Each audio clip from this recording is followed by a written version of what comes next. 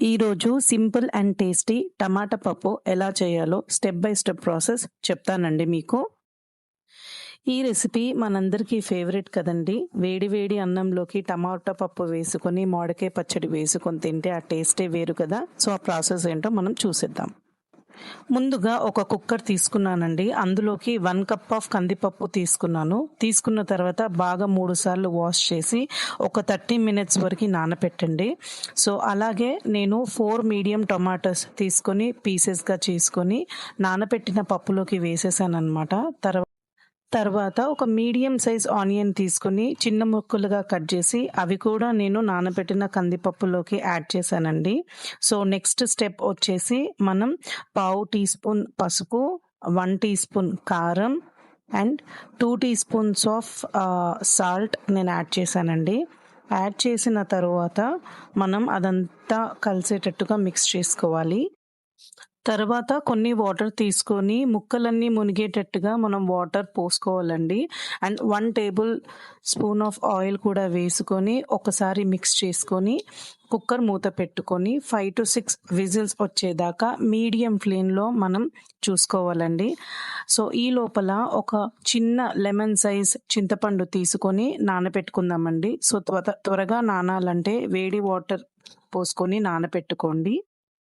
So ఈ లోపల మనకి 5 to 6 విజిల్స్ వచ్చాక ప్రాపర్గా కుక్ అయిందో లేదో చూసుకోవాలండి. సో ఈ విధంగా ఉంటుందన్నమాట. సో మనం మెత్తగా మ్యాష్ చేసుకోవడానికి మంచిగా మిక్స్ చేసి మనం నానబెట్టుకున్న చింతపండు రసం ఉంది కదండి, అది దీంట్లో యాడ్ చేసుకోండి.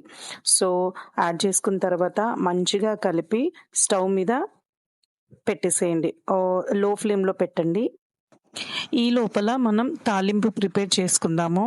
సో ఒక ప్యాన్ పెట్టుకొని 2 టేబుల్ స్పూన్ ఆఫ్ ఆయిల్ వేసుకొని ఆవాలు, జీలకర్ర, ఒక ఎండుమిర్చి తీసుకొని గోల్డెన్ బ్రౌన్ వచ్చేదాకా ఫ్రై చేసుకోండి.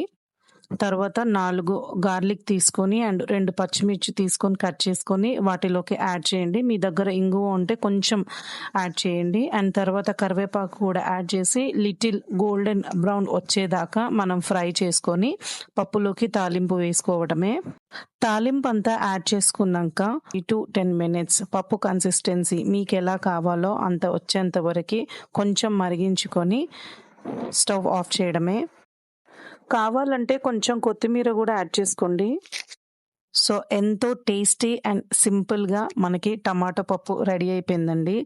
మంచిగా వేడి అన్నంలోకి కొద్దిగా నెయ్యి తీసుకొని వేడిగా పప్పు పెట్టుకొని అండ్ ఏదైనా నంచుకోవడానికి పచ్చడి వేసుకొని కలుపుకొని మిక్స్ చేసి తింటే ఆ ఫీలే వేరు కదా. సో ఈ ప్రాసెస్ మీకు నచ్చినట్లయితే మీకు ఎలాంటి డౌట్స్ ఉన్నా సరే నాకు కమెంట్స్లో మెన్షన్ చేయండి. సో ఇలాంటి మరెన్నో హోమ్ మేడ్ రెసిపీస్ కావాలంటే please subscribe my channel and next recipe మీకు ఏం కావాలో నాకు కమెంట్స్లో మెన్షన్ చేయండి. నేను అది చెప్పడానికి ట్రై చేస్తాను. Thank you for watching.